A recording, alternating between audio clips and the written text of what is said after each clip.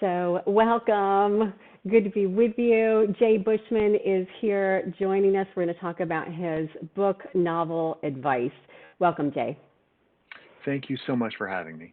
You bet. I'm so excited as we were just kind of talking before we jumped in live here.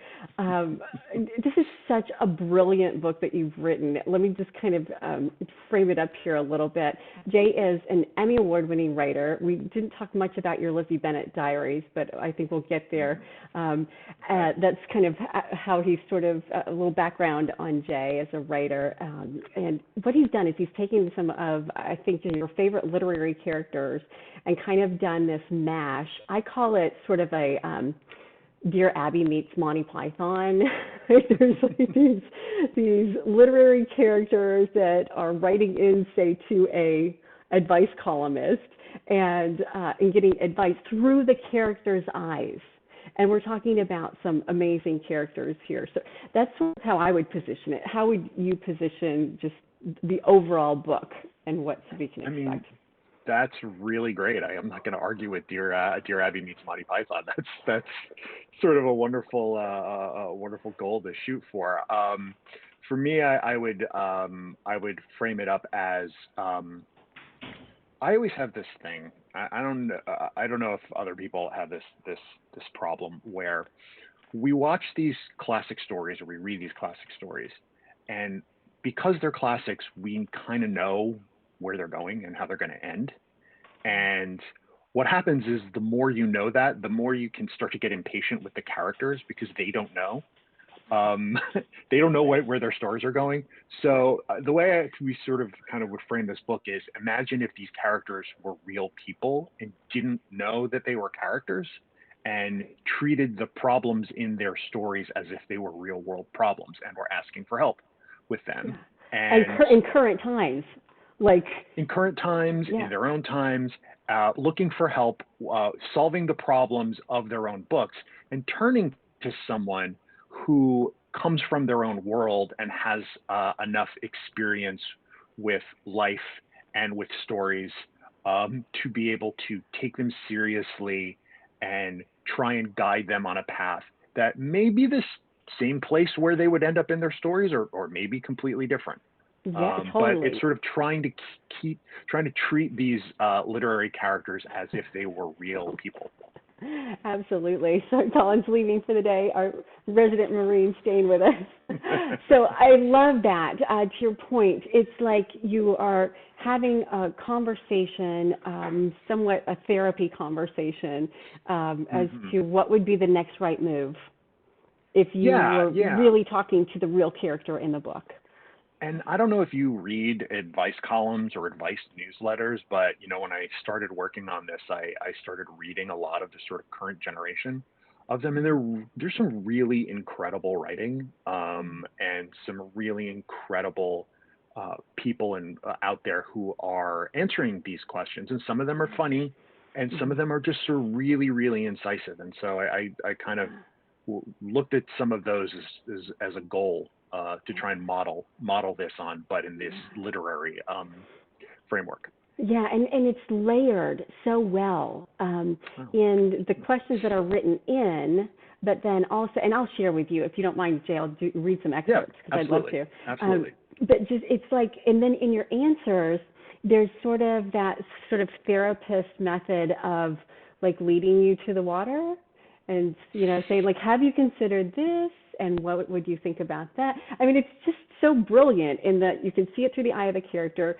You've done this sort of layout of characters, and then you're actually giving real therapeutic advice that could be applicable and very tangible and real and usable back to the character. It's just brilliant. Oh, thank you. Thank you so much. The leading to the water is a really good way of framing it. And that started really, really early on in the project when I was talking with my editor and my publishers, and we were sort of figuring out how we were going to approach this. And I was doing some initial sketches and some samples and stuff. And one of the first ones that I worked on was Scarlett O'Hara from Gone with the Wind. And it was really challenging and it was the thing that sort of pointed the way forward for the rest of the book, because me personally, if, Scarlett O'Hara came to me and said, here are the problems I'm having, and I want to marry this boy, and, he's going to marry Right. someone else, and then this older guy, like, said all these mean things to me, and like, what do I do? My response would be like, wake up, Right. like, take a look around you at the world you're in, and the horrible, like crimes that you are benefiting from, and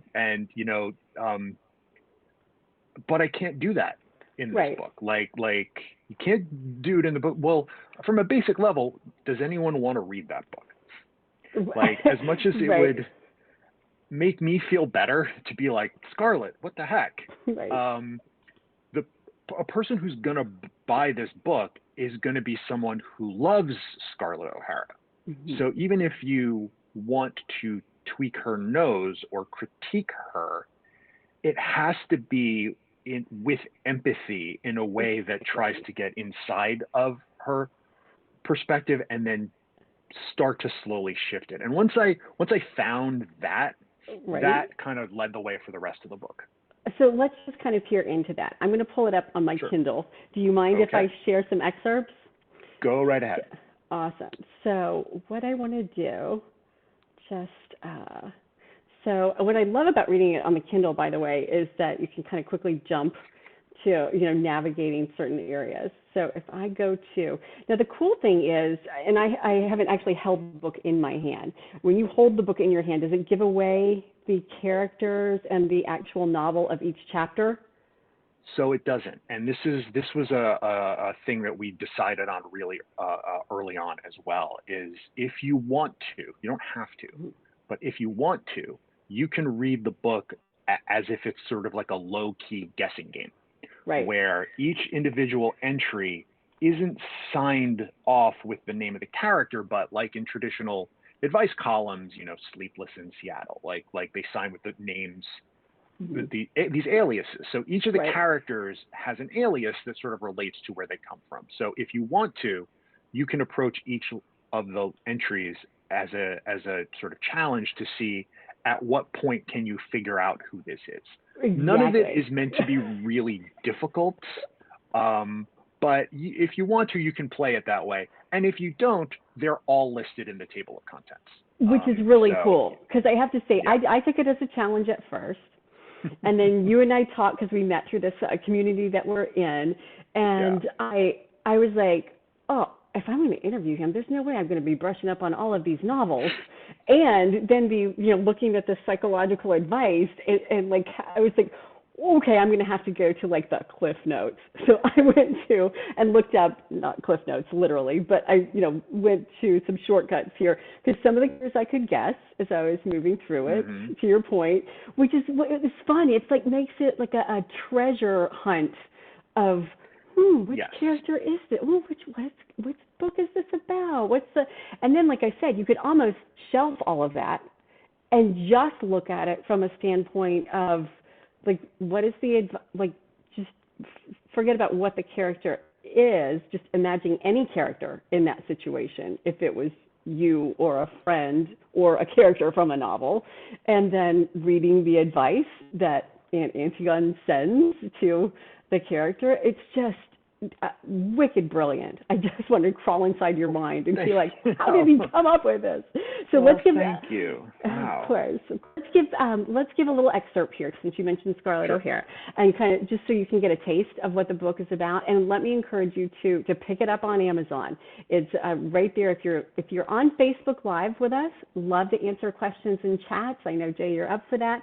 If you are on Amazon Live with us, same case scenario. Love to answer your questions there as well. So again, I'm just going to go into the chat on Amazon, say hello, and I'm glad to answer. We'll say hi there so we can start the conversation. Okay, so here's an excerpt from the book, and then Jay, you and I will get into how you kind of came through this amazing, I don't even know, puzzle of how you could structure this book. But here's just a glimpse for you. Okay, so let's go to Dear Aunt Antigone. I recently found out that the boy next door, who I've loved for years, was engaged to someone else, and I could not abide that. So I told him he belonged with me and we should run away together. And do you know what happened? He admitted that he cared for me, but he was going to marry that mealy mouthed girl anyway. It was enough to make me see red. That's not even the worst part. The whole thing happened where a rude and impertinent Charleston gentleman was eavesdropping. Afterward, he mocked me and called me tempestuous, and I told him he was most definitely not a gentleman. And then he told me that I certainly wasn't a lady. It was mortifying. But I'm not the one to accept these sorts of things without putting up a fight. I could try again to convince Ashley to marry me, and I could, and I would know I would succeed. Or I could just marry that silly Charles Hamilton and drive Ashley mad with jealousy. I have a mind to do just that, except would that prove Mr. Butler right in all those horrible things he said about me? Whatever shall I do, torn about tomorrow? Okay, now, we're torn about tomorrow, right? Dear Torn. Now, this is our advice columnist. This is our advice columnist, Aunt Antigone, and there's Antigone, a whole sort okay. of backstory to her that we can sort of talk about in a bit. Gotcha. And yeah. we're writing back to Dear Torn. Yes. Okay. Yes. So this is the answer.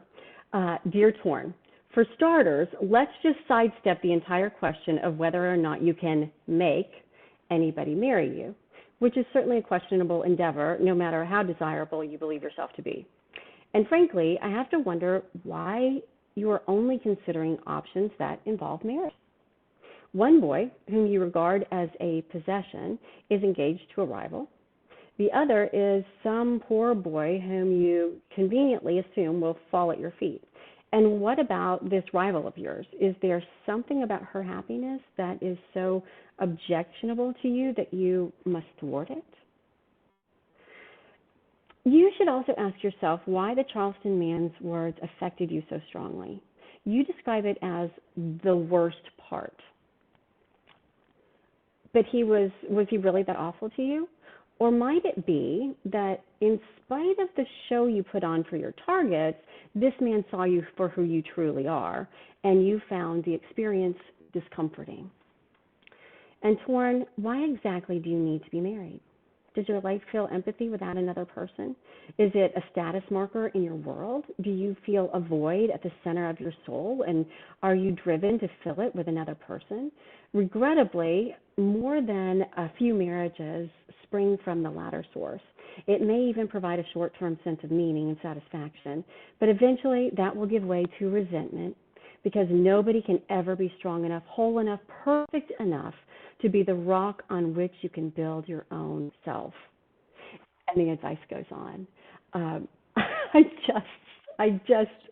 Like, how do you even put that into words, right? It's like so full of empathy to step into the character who's writing the question, and then to step into the therapist empathy for the character and give them really cool salient advice, like you said, not just like a reactive, like, what are you thinking, what are you doing, Right. but really trying to go there, walk a mile in their shoes, hold their hand, and say, come back to reality. Like, I don't know, that's a little weird, but our sort of reality within the novel. Yeah. Yeah, and it's sort of meeting the characters where they are, which, I think is just, it's something that, like I was saying earlier, is something that is important to me just in the stories I consume, the things that I love. And when there are stories and characters that we love, they live inside of us and we identify with them and we think about them when we're not reading the book or watching the movie or the TV show. We imagine how they would react to different things. We have very strong opinions about, what they should do and what they shouldn't do. And so it's sort of like leaning into that. The biggest challenge for me, I think, is in writing this is there are 73 characters in this book. There are 73 letters. I don't love all of them. I don't Mm, feel passionate about all of them. right. There are ones that mean a lot to me, and there are ones that, if I'm being honest, I didn't really know a ton about before Yeah. I did the research. Yeah, There because were this is a lot characters of work. who I it was a lot of work. It's not as much work as it seems, because fortunately, my job here wasn't to come up with something that could sum up in total the entire work. It was Mhm. about finding the character in a moment in their story Right, and right, using that moment in the story to talk about something that made sense to the real world. So, right, there were books in here that I had never read before, right. that I had sort of, when I was designing the table of contents, it was like, well, we kind of need something from this author, or we kind of need something from this area. So let me put this here. And so there were Right. a lot of ones that I put up on the board that once I started researching, I couldn't really find the right thing, That moment, and right? then I would swap it out with another one. Yeah. And So so let's there was a talk lot of about that. jockeying around throughout Yeah, that. I can only Yeah, imagine, right? yeah, So yeah. JB is writing into us, asking, how did you pick which characters to include? So let's even open up that question a little bit more, Sure. now that, and thank you for joining us, JB. Want to say thank you to our friends that are here on Facebook, that are also joining us live on Amazon. So JB, how did you choose the characters? Before we get to even the characters, how did you come up with even that structure of, how do you conceptualize the idea, let alone lay out the pattern for it and then choose the characters? So I will be 100% honest. The idea didn't come from me. Uh, The publishers, this was an idea that the publishing company, Tiller Press, had been developing. And they reached out to me, had seen some of my previous work doing modern or reimagined adaptations of classics, and thought that I might be a good fit for this idea. And so they presented it to me, and I was like, oh my God, this is amazing. Brilliant. Um, and I had previously, on another project a few years ago, had the opportunity to write little advice columns. And so it's a fun format. It's a format I had some experience with. Okay, So I let's immediately pause saw, here. Let's take a little okay, left turn. So, if you're sure, not familiar with Jay's work, tell us a little bit about the Lizzie Bennett Diaries, and it's sure. again just such an interesting adventure. So I worked on a show a few years ago, more than a few years ago now, time, um, called the Lizzie Bennett Diaries, which was a modern interactive adaptation of Jane Austen Pride and Prejudice. And the way it worked was, when it began, it was like a vlog. Lizzie Bennett, 24-year-old grad student living at home with a mountain of student debt. She's filming a vlog for a class project. Her best friend Charlotte is behind the camera, and her sisters Jane and Lydia keep running in and out of the room with the news about, like, oh my God, mom's freaking out. This really rich medical student just moved to the neighborhood. And it's kind of a stripped down version of Austen's Pride and Prejudice, but Right. that was just sort of the seed of the beginning. We But and had then that, all of the, it what was was I gonna say? in We had, so many platforms. right. Well, we put all of the characters on social media. So all the Right. characters had Twitter accounts, Facebook pages, Tumblr pages. Um, Charlotte had a blog where she talked about the documentary she liked. Jane had a lookbook because she was a fashion designer. And as the story went on and we kept adding characters and locations, all of those characters started life in social media first and then came into the show.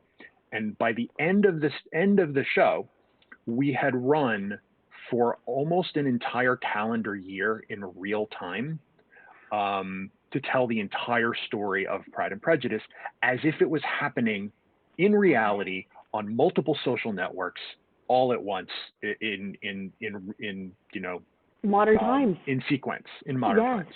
Yes. And it was sort of the culmination of a lot of, I'd done a lot of experiments with social media storytelling. over the years, and so that's why I got hired onto this show. This show, Lizzie Bennett Diaries, was a creation of two really brilliant guys, Hank Green, who is a very well-known vlogger and writer. You can buy his book on Amazon. And Bernie Sue, who is a producer, director, writer, who I knew from just the community out here in Los Angeles. And Bernie reached out to me to say, hey, we're doing this modern Pride and Prejudice on YouTube, and we want to add all of these social media things. Would you like to be a part of it? And I could not say yes fast enough. Right. And so yeah, so we told this story that we had no idea if it was going to work, if it was going to hit an audience, and it turned into this massive hit, where I think we're somewhere around now. It's 8 years since the show launched. If you put together all of the YouTube video clips across all of the channels, I think we're somewhere between 80 and 90 million aggregate views, which for a scripted series is unheard of. And it was the first YouTube series to win a Primetime Emmy for the interactive work, which is, one of the high points of my career. And then and to take that creativity and that it's sort of out of the box seems just so trivial a description, but it's just so alive and interesting and timely and current. And then to roll that into sort of another iteration kind of conceptually, that's sort of what the novel Advice is about, right? Well, I mean, the really fun thing for me is I've spent a good portion of my career out of the box. And that can be great, but that can also be challenging. When you're working outside of the box, the audience isn't really outside of the box either, and you're trying to sort of figure out how to make some things work. And so when I was offered the chance to write this book, this is as far inside the box as it's possible to get. Right. And I was really, really thrilled for the opportunity to sort of try and take some of these things that I'd thought about for a long time and bring it to a more traditional sort of framework. So to return to the traditional loosely.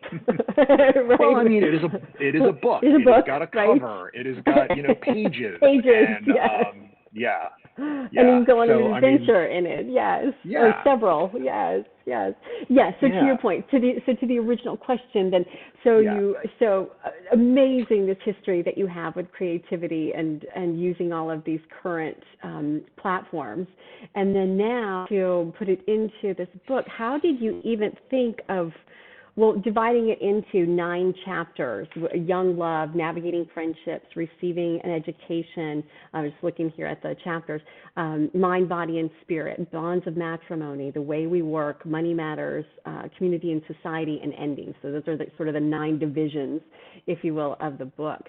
I mean, how did you even come up with the 9 divisions, let alone all the different characters in all the different novels?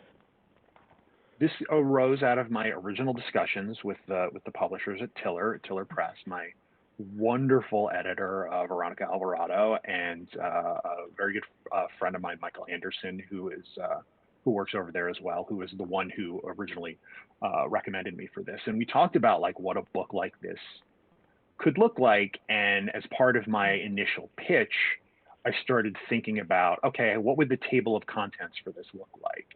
And initially, I went down this road of something like you would see in a college literature class, where okay, you could do a whole chapter on Shakespeare characters, you could do a whole chapter on Jane Austen characters, you could do a chapter on Gothic horror, you could do a chapter on Dickens. But the more I kind of tried to work through that, the more it sort of felt reductive, and later on, as you start getting into late 19th and early 20th century, which is not really my wheelhouse for literature, there's, it just evolves into the same arguments that the literary establishment has had for a century. What is modernism? Who counts as modern? And I was like, I don't want to get into that.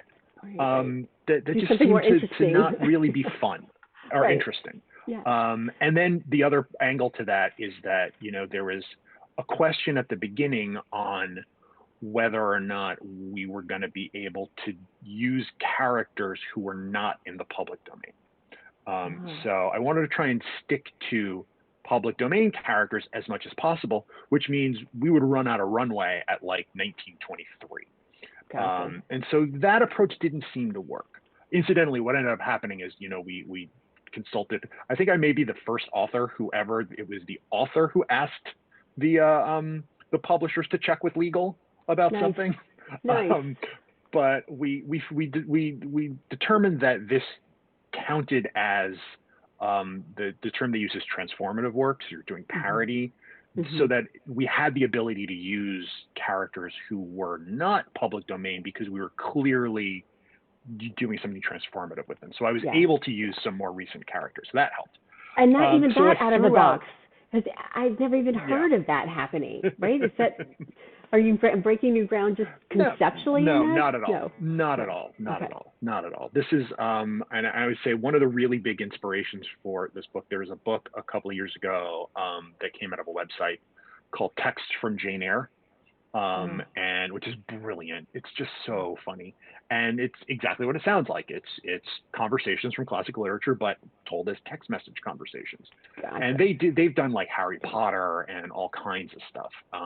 That's So what I yeah, love we weren't about this. breaking any It's like, ground there. okay, so, but for those of us that are sort of peering into your cool creative world, I mean, Yeah. to me, I mean, obviously there's lots of things I don't know about in the world, but to me, I'm like, I've never even heard of something like this. So you're opening up this little like window of light where I'm like, oh, what's over there in that little jewel box? What's over, it's just, and that's how I feel about the whole book. It's like each Oh wow. chapter is sort of like, oh, what is, what is that? Because it's sort of broken up chapter by chapter in a way that is like a very logical uh, psychologist sort of, therapist, angle on explaining some things. But then when Yeah. you layer in all the characters, it's like, and to your point, the characters are across genres, across so time frames. I mean, Yeah. everybody from Ebenezer Scrooge to Laura Ingalls to to Ishmael and Moby Dick, and I mean it's like Dr. Jekyll, and I mean it's like all across the board. So to our Yeah. point with JB, how do you get to these characters plugged in Right. here? So then, I threw out the idea of like, well, we're not going to do the chronological one, and so I started thinking of other ways, and I landed on well, instead of grouping them by period or type, why don't we group them by common issues, and that way we can put wildly different characters next to each other and show similarities, which I thought would be interesting. I didn't know. I was like, oh, this could be fun, and I sort of pitched that to the publisher as, hey, let's do it this way. Let's do it by theme, Mm-hmm. and we can put Ophelia from Hamlet next to Ishmael from Moby Dick, next to Jane from Tarzan, and Exactly. like And Scarlett have them O'Hara. sort of comment on each other. Yeah, Right. and they liked that idea, so I was like, okay, great. Now I need to figure out what these categories are, and so I just sort of started brainstorming some ideas, and then the next thing I did was I was like, all right, and I got to figure out how many characters and how to divide them up. And the first place I went was, I mean, I could just riff off the top of my head like the characters that I really cared about, Yeah, but I yeah. knew that I would need a wider frame. Mhm. So I literally just went to Wikipedia and like pasted like, here are the great characters from Western literature, Mm, mm. and pasted them into a document, and then just started going through and going, Wow. no, I don't care. I don't care. That might be Right. interesting. Oh, I should look at that. And I just sort of culled a bunch of ideas. I did try and spend a lot of time working on making sure there was as close as possible to an even balance between male characters and female characters. Mm. And so that Because was the first conscious. time through, it was a lot of male characters, which is Mm. not surprising given, the history Sure. of literature and everything. And Mm. so I had a lot of characters who were going to be in it that I was like, nope, got to go, because we gotta put more female characters in here. Interesting. And That was so there was a lot intentional. of work Yeah. to get that list going. And then I just started to see what things had in common. And then it just sort of became a guessing game. And I think originally there were 10 chapters, and um, I didn't really know how many I needed per chapter. So I think I did like, it originally had like a 90 spot board where it was like 10 chapters, 9 characters in each. Wow. And then as I was writing, And you're like I plotting it figured out I on a needed board. less. Like Yeah. you're just. Yes. I have this whiteboard in my office, and I have these like magnetic dry erase magnets that I would just write a character name and sort of put this board up and then move things around. Nice. And then as I was writing it, I realized it went from 10 chapters to 9, and it went from, I think, 10 characters in a chapter to 9 to 8. And so characters kept getting moved off, characters kept getting moved around to different chapters. I think Kill Madame this one off. Bovary was in I think Madame Bovary was in like 5 different chapters over the Nice. course of the writing of it. Nice. But eventually it just sort of came to, all right, well, we know we can do one about love. We can do one about marriage. We can do one about money. Those were fairly easy. And then health became a really interesting one that I thought would be a good topic to Right. talk about. And then I just sort of let the characters So, and the ideas guide me into what yeah. would match with So each did other. health evolve into mind, body, spirit? Is that chapter Yes. 4? Yeah. Gotcha. Yeah. Gotcha. And then there's Yeah. the bonds of matrimony, the way we work, Hmm. money matters, you said, community and society endings.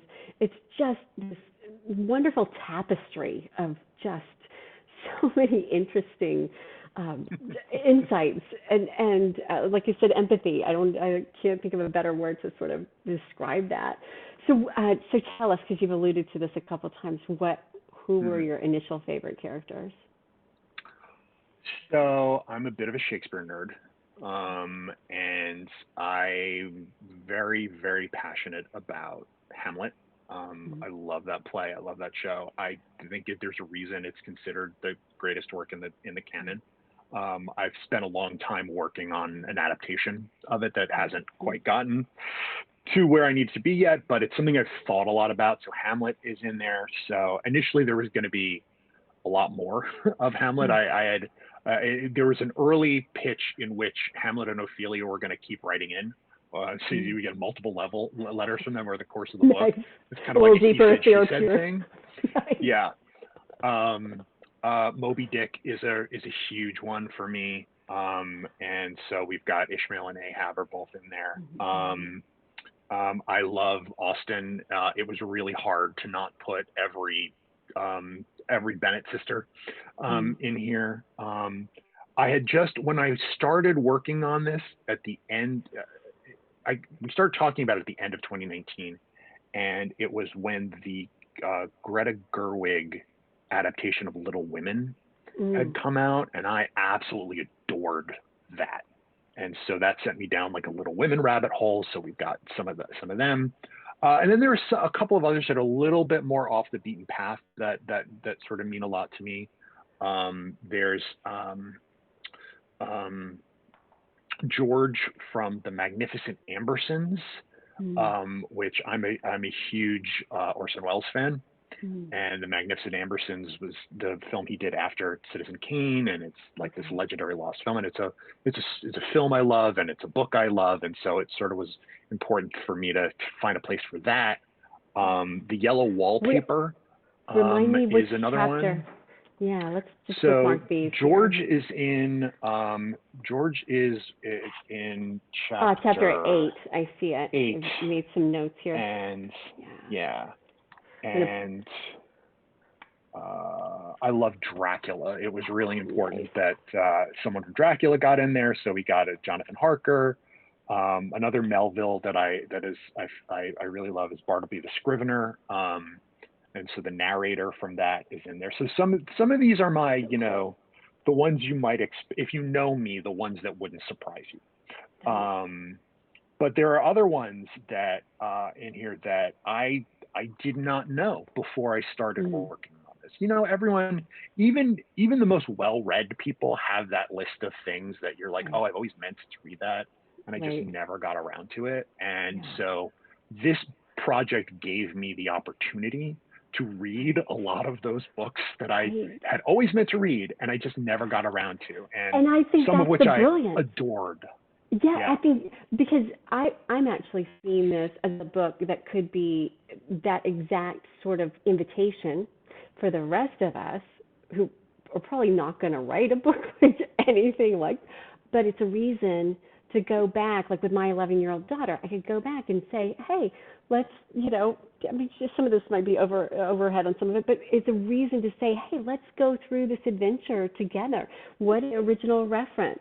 Now, what are the empathy of the characters? What's the narrative of that character as they're thinking that? What's the, there's just so many inspirations I think that come with it. I think I was telling you before we even started, initially I started, reading through the book, and then I thought, there's no way I can do like a quick refresher on all of these novels. And I was like, okay, Leah, you're getting a little like, obsessive with this. And that's the fun of it, because it's almost like a treasure hunt that you could Yes. read it just at face value of like, question therapeutic answer or therapeutic musings, maybe to lead you to your own answers. Hmm. Um, or you could use it as an inspiration to say, oh, let's go back and read more. Let's go back and read Hamlet again, or let's go back and spend more time with those characters for certain time periods, or Moby Dick, like you said, or even I had this funny little flashback to childhood because you included Laura Ingalls on the on Yes. the bank of Yeah. Plum Creek. Like, how does that Yeah. like fall into Macbeth and and Les Mis? Like, there's just this again, a mismatch isn't the right word. This fun character soup that is in here that's fun to float around Yeah. in. Yeah. Yeah, and you can. I mean, this is definitely the kind of book that I assume someone could sit down and read it from beginning to end. It's possible, but I think it probably works better if you just dip in and out Yeah. as you sort of feel compelled to, and do a graze a little bit here, graze a little bit there, and you know, Or a book club. I think, yeah, go ahead. I think this would be so cool for a book club. I mean, how much fun would it be to be able to have, different conversations with different people as they are researching different backgrounds and, or come at, maybe reading their perception of a novel from, a different viewpoint, or even, your characters from a viewpoint. and the other thing I want to say is, you use the word puzzle, which is by design, and like we talked about the sort of guessing game, but there is also in here, in one of these letters, and I will not say which one, there's a secret message in one of these letters. Mm. And the intrepid reader might find it. If you don't, it's not a big deal. But if you happen to find it, then it's a little bit of an extra secret there. A And that, secret. a lot of my background, it comes from this interactive world where you're telling stories through puzzles and codes and stuff like that. So it sort of felt very natural to Nice. add something like that. So if the lore isn't there enough already, the intrigue to read it, there's another layer that's in there. Yeah. I love it. It's a I light love layer. it. It's not required, but if you just happen to find it, that's a little Nice. extra fun. I Yeah. love it.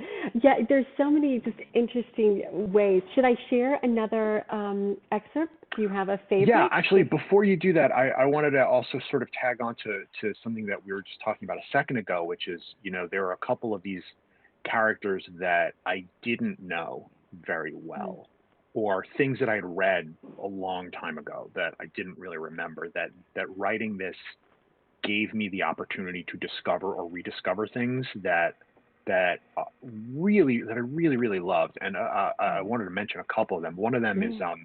um, the House of Mirth, Edith Wharton's Mm. House of Mirth, which is one of those books that I always meant to read and I never got around to it, but I read it for this, and it's just amazing. And so to be able to include that, to include Mm. Lily Bart from House of Mirth, and then the other one is I had never read John Steinbeck's East of Eden, Mm. and I picked it up to sort of look at a character, and I read the whole thing. Like, I could Wow. not stop Wow. reading it, and ended up using the character of Kate Trask in chapter 9, and it was one of the most compelling characters I have read in anything in a really, really long time.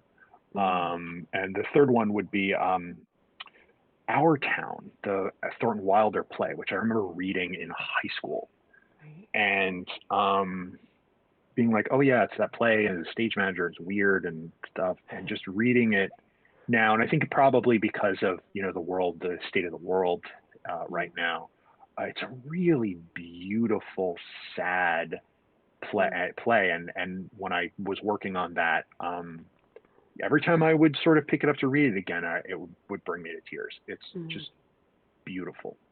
Yeah. Um, and so, I don't want to make it seem like, oh, I'm an expert in all of these, because I'm not. I just tried to find something that that resonated with me, and hopefully it will resonate with readers. Yeah, and I think it will. I mean, I really value you saying that, because, like I said to you in email, I started digging into this, and I sent I sent you an email, and I was like, I think I might be a little over my head here because this is like there's no way you can just quickly brush up on all of this, right? But that's the beauty of it, right? That's our tapestry, as we're woven together. We all have Hmm. layers and interests, and this is a way to kind of maybe look in a different direction, or look deeper in a certain direction, or look at it through empathy, look at it through the Yeah. version of being a puzzle. Or, I mean, there's just so many different. I think this might be a good place to quote you. I read something that you wrote. I think it was possibly in one of your newsletters or one of your blogs. Hmm. The thing I've come to value is fearlessness, not the macho kind that courts danger and risk, but self-assurance, the ability to own every part of yourself and to express it with kindness, humor, and generosity. And I Wow, think I that's, said that.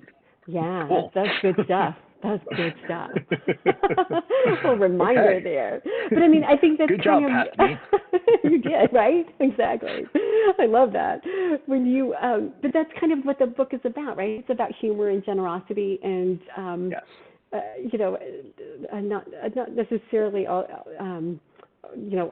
real, but real in a way of the characters and of the advice. It's Yeah. very genuine. Yeah. Treating it as real, and this kind of goes back to, I mentioned before that I'm a huge Hamlet nerd, and I love that story, and it's one of the things that has driven me to want to kind of engage with that story is, even if you haven't, like, everyone, even if you don't know, Hamlet, everyone knows something about this story. And Mm. even if all you've ever experienced is a crappy community theater production, or you were forced to read it in junior high school, almost everyone knows oh, Hamlet, he's that guy who can't make a decision. Mm. And, like, you watch the show, like, oh my God, he's just like, could you just do the thing already? Stop, like, whining, get off your butt and just go do the thing. But it's like, okay, his father was killed by his uncle. The ghost of his father has come back to tell him, kill your uncle. Oh, by the way, your uncle is the king of the country. If it was you, would you take a second? Right. Would you go, yeah, Hmm. maybe I should think about this? Right. Like, Pause. and so I always get like annoyed when people are like, oh my God, would Hamlet just make a decision? I'm like, all right, you go do it. Put Right. yourself in his position. This sort of, like, because we know that, because we've heard the story for 400 years, we Right. sort of forget how to stand in a character's shoes. And Yeah. so that was always my goal here, is to, try and stand in the character's shoes, and then try and give a response that acknowledged that you And, couldn't just dismiss okay, their problems. Pal, could we just think for a moment about how that relates to just, don't have to go there, but just think about how that relates to Hmm. current times Hmm. and current Yeah. empathy and current, Yeah. with all that's happening in the world. I just got Yeah. chills.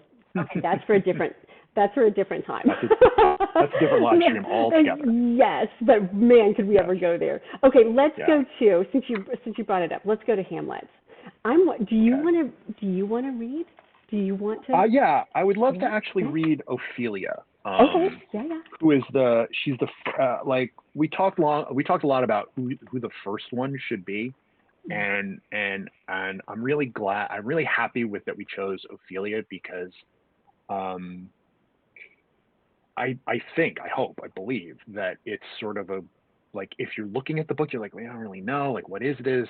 Like, Ophelia to me is the right mix of, it's the classic story, it's germane to the original plot, but it's also told in a way that is very contemporary.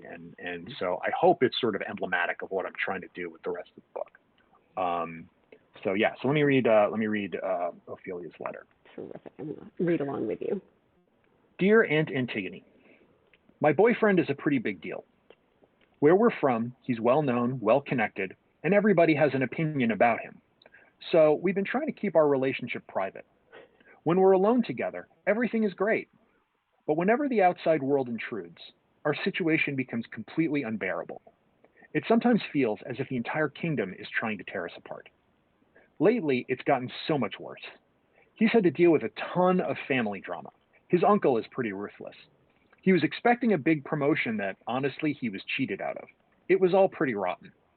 Then my family found out about us, and I've been getting nonstop lectures from my father and brother about how our relationship will never work, that he's out of my star, that he doesn't have the freedom to marry who he chooses because of the health of the whole state, blah, blah, blah.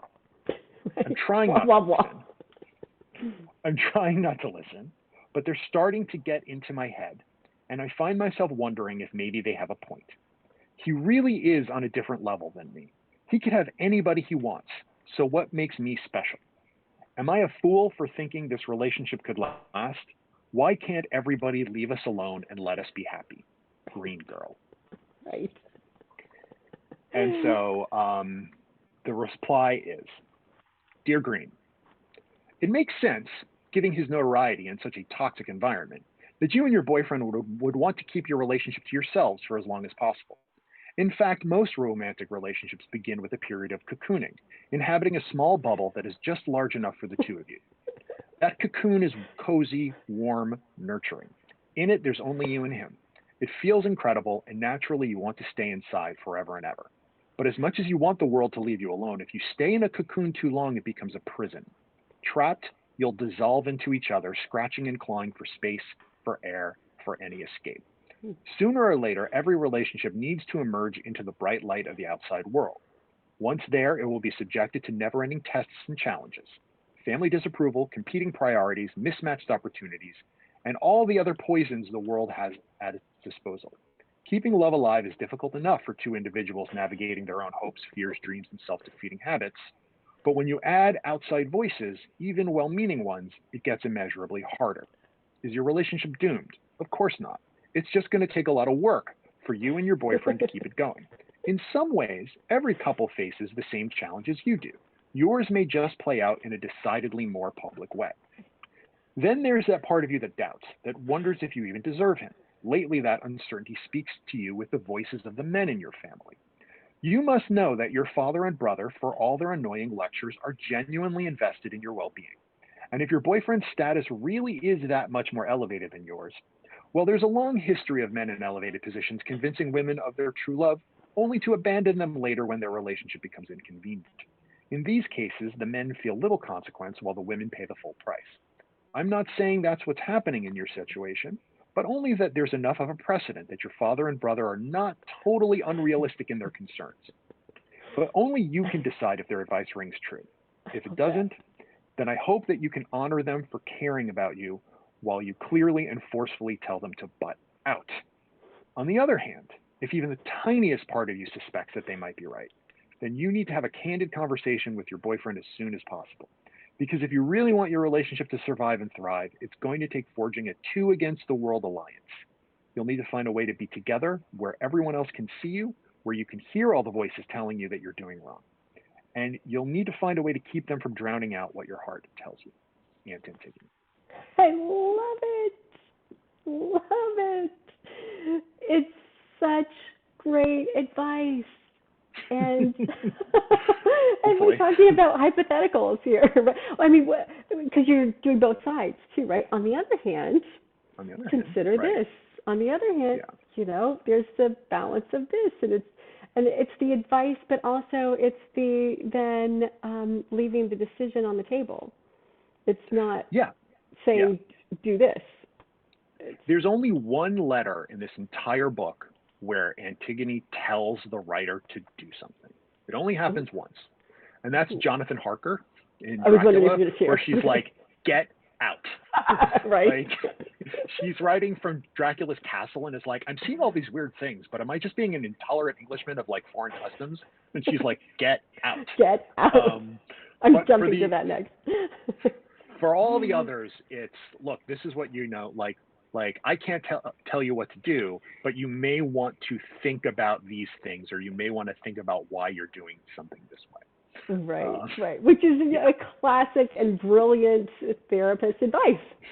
Yes, Yeah. even for characters that are, novels out of the history books and out of our memories. I just think the layers on this and the tone of the writing, in that you are responding in like current day thoughts, right? But also but then also in the tone of the place of wherever that particular scene or character is in time. It's just so multifaceted.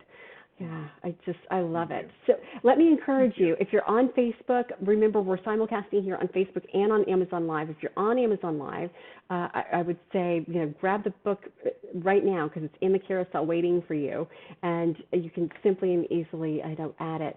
I picked it up on the Kindle, which is kind of fun, because you can, I was bookmarking some things as you were talking about our town, and you'll add little bookmarks, But I also have to say, Jay, I love the feel of a book in my hands and flipping those pages. I got this when they sent me the book. It's just I can't stop looking at it. This cover is incredible, and it's got this heavy feel. It just feels good in the hand. So I'm just Yeah.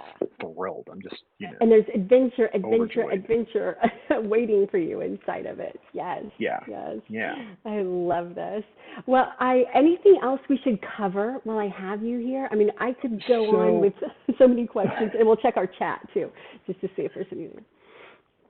So, I mean, yeah, well, let's definitely check the chat. I think the one other thing I'd like to sort of to talk about is, I pitched when I pitched my take on this to the publishers, and we talked about the structure and the chapters and grouping by theme. But the other part of the core pitch was, okay, this is who is going to be writing in with their questions. Who's going to answer them? Because Yes. as I started like looking at advice columns in the current sort of kind of world of advice columns, people read advice columns for the columnist, for the voice of the person giving the advice. And so I started to spend some time thinking about, okay, who is giving the advice? It's not me. Like, no one wants to know what I think. Like, who am I to, tell Ophelia or Ishmael, or Captain Ahab what to do? What do I know? But it felt like I needed a voice with enough authority and enough experience to be able to relate to these fictional characters on their level. And so I started thinking about like who that could be. And I remembered that what they used to call advice columnists, or a term they used to use for advice columnists, is this wonderful phrase, agony ant. Like they would call them agony ant columns. And so I was thinking about this phrase, agony ants, and just the sounds of it. And very quickly, like those sounds and syllables turned into Antigone. And I was like, okay, well, Antigone, this is a character from literature. And I sort of like went back and I looked at her stories again. And I was like, all right, well, let's say for like Antigone is the main character of one of the earliest tragedies. Um, she is very principled. She sacrifices her life for her principles. Um, what if she was still around? Right. Like, what if she, had gone through that experience and learned a lot? And so I started developing this sort of version of an Antigone who had gone through the events of her tragedy, had gone Mm. to the Greek underworld, Mm. and delved into sort of Greek mythology and how like no one ever is really gone; they just sort of exist in the underworld. And then this is where like I don't think we look at the mechanics of this too deeply. Like Right. where is she getting mail from? How does she Right. like The respond to email, was it snail people? mail? Right. Yeah, like when I was going to have multiple Ishmael letters, I was like, how's Ishmael sending a letter from the boat? We don't really need to get into the mechanics of that. Right. That's less Right. interesting, but just sort of coming up with this version of this immortal version Mhm. of someone who is like, oh, you're a fictional character and you have problems. Well, I know what you're talking about because I've been in your shoes. And that I love allowed it. me to thread in all of these references in her replies, Mhm. where it's like, Mhm. oh, you have a problematic relationship with your father. My father, they named the Oedipus complex after him. Like, so I Gotcha. get it. Like, Gotcha. you know, so she has her own lived experience that she can use to inform. And those are in like each of the chapter intros. There's a little bit in most of the chapter intros about, that relates to the character of Antigone from the classic tragedies. Wow. And And that was a that lot of went fun. totally over my head. I love Yeah. that. I love Yeah. that. Another layer, like Yeah. another layer in there. So it's Yeah. so purposeful then, because you're right. That is sort of the Yeah. central force of the book is Yeah. the advice back. Yeah. Yeah. So you spend a lot Yeah. of time developing or thinking about Yeah. that Who frame she of is, what reference. her voice is. Yeah. Yeah. And, I looked at a lot of, I stole a lot from a lot of much better writers and advice columnists than me. I read a ton of, there's an incredible advice columnist, Heather Havrilesky, who writes under the name Ask Polly, who Mm. I love her stuff. Mm. Mm. I have a very good friend, writer Andrea Phillips, who for years wrote an advice an agony aunt character named Madame Z that Mm. she would have a Twitter account where she would send you advice on Twitter, and so she was an influence also, Right. and just sort of like cobbling a little bit from here and there to build this version of this more worldly experienced version of Antigone, I love who was it. trying to help. Yeah, I love it. I yeah, love it. I mean, I hope that you are as intrigued as I am, as if you are watching, joining us on Facebook or on Amazon, because it's just such a deep exploration in so many different ways, in so many different, but woven together so brilliantly, which is, really a skill. I mean, a discipline. I'm sure that it took to go in and kind of, frame it all up. it was. I mean, I will be honest in that say that it was a thing that helped me get through Mm. this year. This has been a very difficult year for a Yeah. lot of people. I wrote this book as I was writing this book. Um, I got a little bit of a late start. I had to have a surgery at the beginning of the year, so I had to recover for a couple of weeks. So I was a little bit late getting to start. And so when I sat down to start working on the book, I was like, I just have to sit here and focus and write and write. And while I was doing that, the pandemic started, and I delivered the first draft of the book on April 3rd. And on April 5th, I lost my father to COVID. And the whole last two chapters of the book were written while he was sick.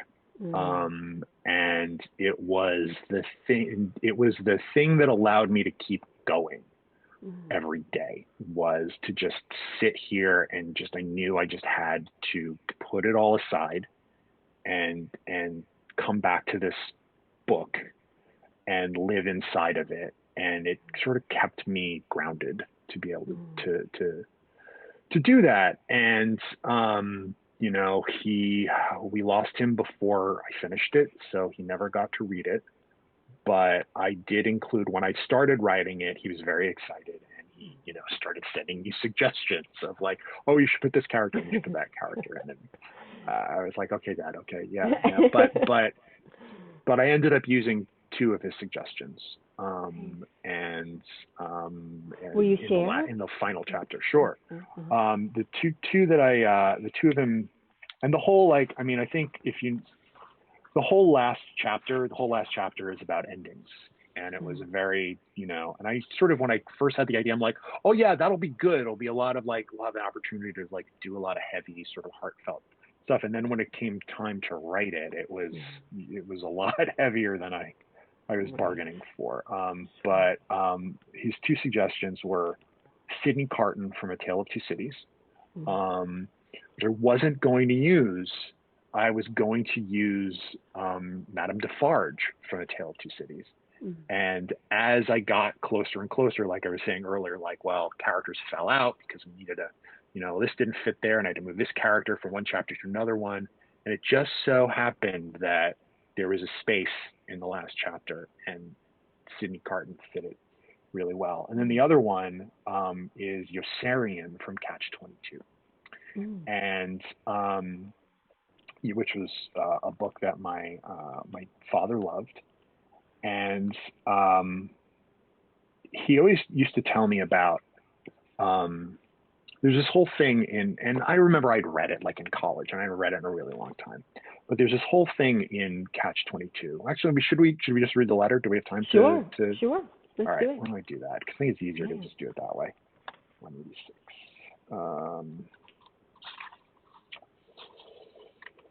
Okay. Dear Aunt Antigone, in this war, I've seen a lot of crazy things. But I think it was Snowden that broke me, his guts spilling out of his flak jacket and into my hands. After that, I decided I wasn't going to do it anymore. I wasn't going to live forever or die in the attempt. I did everything I could to avoid flying more missions, but no matter what stunt I pulled, the Army kept coming up with new ways to put me back in a plane. It was quite the catch.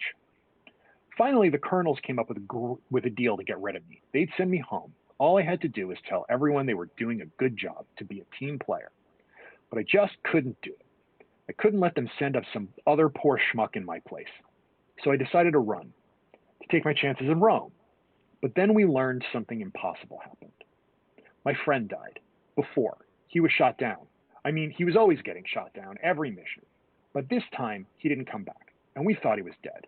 But he wasn't. He was alive, somehow, and he'd rode all the way to Sweden. I have no idea how he did it, but he did. I'm going to follow in his tracks. I'm leaving as soon as I can.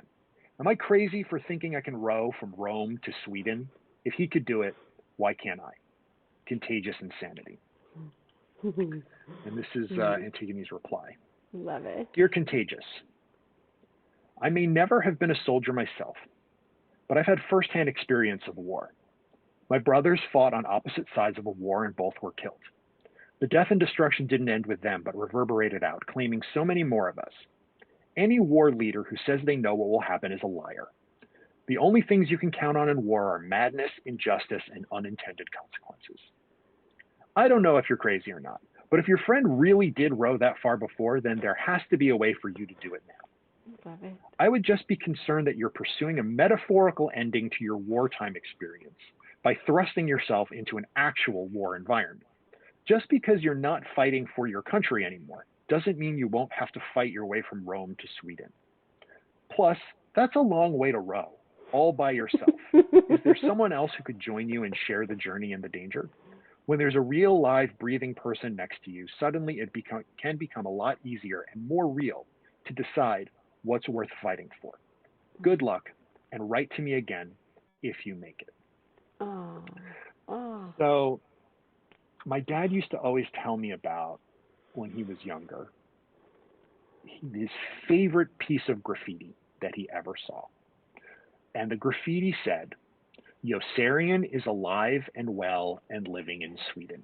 Sweden. Oh, And so that's the dedication. The dedication to my book is for my father, who is alive and well and living in Sweden. in Sweden. Oh, and thank you for sharing. Thank you for Sure. sharing. What a beautiful, Yeah. because when you open up the book, it's the first thing that you see, and Yeah. the the way that you've opened up to share yourself, and not only through the book, but through the inspiration and how he's a part of it, and um, yeah. There's a bit in the afterword to the book where I kind of write about this experience and like him getting sick and the trying to finish the book in that environment. And what ended up happening is there was a day where I sat down and I was like, I have to work, and I can't think straight, and the person who needs Aunt Antigone's advice right now is me. Mm. And so I wrote a letter to Aunt Antigone. And then when I was done with it, I wrote Aunt Antigone's reply to me. And those letters are in the afterword. We're going to rush to that afterward. You've got to get the book. I'm not going to share that part. Yeah, we're going to hold that back. Yes, yes. Yeah. And thank you for your generosity. And thank you for having me. And opening, really wonderful. Of course. It's just such a beautiful time that we're living in, that we can actually do something like this. Share it here on Facebook and on Amazon, and I'm so grateful that you, first of all, created this, and did it with such brilliance, and tapestry is the word that just keeps coming back to me. It's nice and conflicted and fabulous and deep, and so many lessons that are within it, and I highly, highly recommend going on the journey. I wouldn't even say picking up the book or reading the book. I would say going on the journey. Jump in, jump out, reference the novel. Just whatever it takes. It really is kind of a journey. I think that you've inspired us perhaps to embark upon.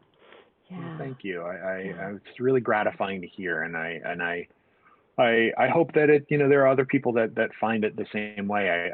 I recognize that it's not at first glance something that's for everyone, and it can seem a little intimidating maybe at first, but I try to approach it from the perspective of this isn't 100% true all the time, but it's true enough that I think it's useful as a guideline, that if something is living in our memory and our canon hundred or hundreds of years later, it was the equivalent of a blockbuster entertainment of its time.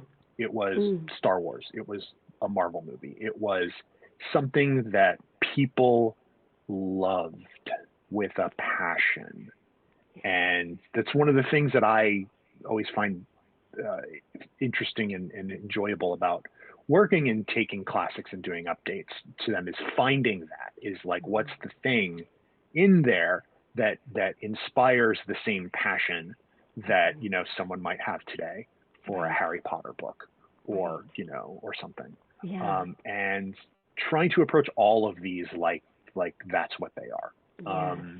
And I know and this is something we learned over and over and over again on Lizzie Bennet Diaries, is your first instinct is, this is all like old musty literature, like people don't really care about that, and specifically like young people don't care about that, and that is 100% wrong.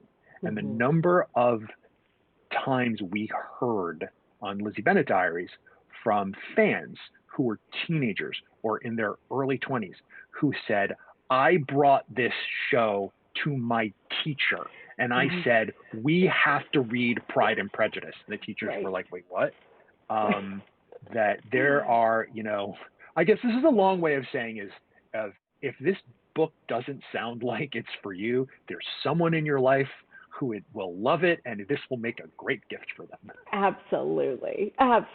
See with new eyes. Yes. And when it connects and resonates, you will know because you will feel it. I mean, you just Yeah. get this little sort of chill running all Yeah. over you. Yes, Yeah. I'm so grateful that you've shared it with us, a little glimpse, and shared it with the world. It is available, of course, on Amazon. And if you are looking for an adventure inspiration, I could say so many other descriptive things. It's a great gift idea as well. And yes, yes.